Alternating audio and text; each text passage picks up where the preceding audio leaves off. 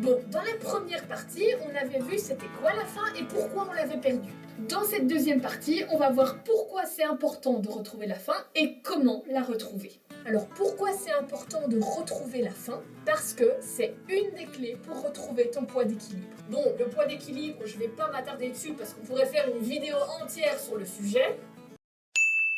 Mais en gros, le poids d'équilibre, c'est le seul poids que tu peux maintenir sur le long terme en mangeant de tout et en écoutant tes envies. Et ton corps voudra toujours retrouver ce poids d'équilibre. Alors, comment la faim peut aider à le retrouver? Je dis bien aider, parce que ce n'est pas la seule chose à prendre en compte. On va refaire des petits schémas, j'aime bien. Voyons premièrement le cas d'une personne qui est à son poids d'équilibre. Son corps va donc chercher à rester à ce poids d'équilibre parce qu'il aime cet équilibre. Il va donc toujours chercher à ce que ses apports caloriques soient égaux à ses dépenses. Je te renvoie à ma vidéo ici si jamais tu es un peu perdu au niveau des apports et des dépenses. Imaginons que cette personne qui est à son poids d'équilibre dépense plus de calories que ce qu'elle s'en apporte. Qu'est-ce qui va se passer? Oui, estomac, c'est le corps ici. Tu sais quoi faire? Merci beaucoup. Et si elle mange plus que ce qu'elle ne dépense? Oui, estomac, tu peux prendre ta pause, hein, digère tranquillou et je te tiens au courant pour le prochain signal, ça va? Parfait. Deuxième exemple, prenons le cas d'une personne qui est en dessous de son poids d'équilibre. Donc son corps va chercher à ce qu'elle reprenne du poids pour retourner à ce poids d'équilibre parce qu'il aime cet équilibre qui est au-dessus. Donc le corps cherchera à ce que les apports caloriques dépassent les dépenses. Oui, le corps, j'écoute. Ah, estomac, dis-moi. Les gargouillis ne marchent pas. Bon, bah alors tu peux passer au stade 2, hein. Tu peux rajouter le mal de tête. Ok, parfait. Toujours pas? Bon.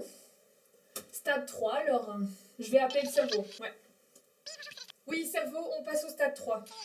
Ouais, tu nous lances la perte d'attention? Oui, la tête qui tourne aussi. Bah oui, vas-y, parfait. Ok, super. Merci. Quoi? Non, mais elle se fout de qui, là? Bah oui, mais il est pas l'heure de manger, mais qu'est-ce que je m'en fous, moi? Bah oui, mais elle nous a mangé une banane et un yaourt 0% à 7h30 du matin. Il y a un moment, faut pas se foutre de notre tronche, là. Bon, ok. Call conférence. Bonjour tout le monde. Oui, l'heure est grave.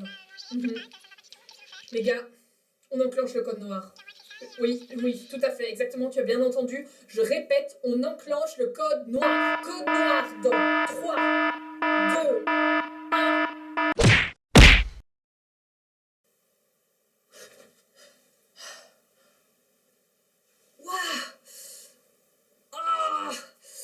Oh, la prochaine fois, il faut vraiment que je pense à lancer le code d'évanouissement près d'un matelas. Troisième exemple, prenons le cas d'une personne qui est au-dessus de son poids d'équilibre. Son corps va donc chercher à perdre du poids vers le poids d'équilibre qui est au-dessous. Oui, estomac, mais oui, je sais, ça fait 15 fois que tu m'appelles aussi. Mais oui, mais moi j'en peux rien, elle mange sans que je donne de signal, qu'est-ce que tu veux? Mais oui, mais je sais que t'es plein là. Mais oui, mais au moins ça va peut-être la faire arrêter si t'as aussi mal que ça. Mais oui, mais parfois il faut que ça lui remonte jusque-là pour qu'elle puisse s'arrêter. Mais oui, le cerveau, mais je sais que c'est lui, il en fait qu'à sa tête en même temps. T'as compris, tête, cerveau, là. Non, c'est pas grave, non, elles sont...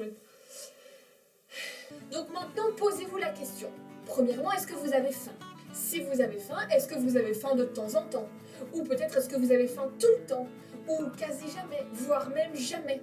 Comme ça vous donne une belle indication par rapport à cette régulation naturelle. Mais si j'ai jamais faim, comment est-ce que je peux faire pour retrouver la faim? Avant de répondre à la question, je vais revenir sur une petite chose que j'avais dite dans la vidéo précédente sur la partie 1 de la faim.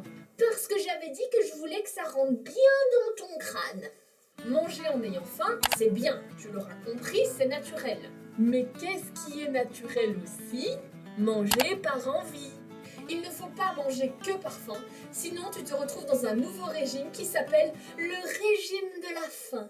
Et on l'a vu, les régimes c'est une catastrophe pour ton mental, pour ton alimentation, pour ton corps et pour ton poids aussi. Donc on va éviter. En plus, on se souvient que manger que par faim, ce serait complètement stupide. Vu que la satiété, qui est l'état de non-faim, arrive après genre 5 bouchées. Ce qui veut dire en fait que la majorité du temps, tu manges sans avoir faim.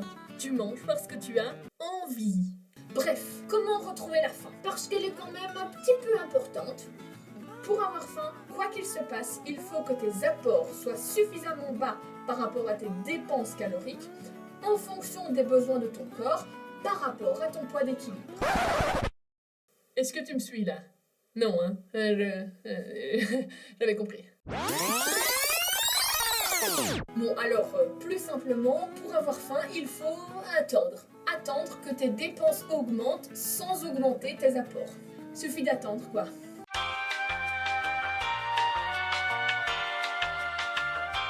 Attendre. Attendre encore. Attendre. Un petit peu comme quand tu attends la prochaine vidéo.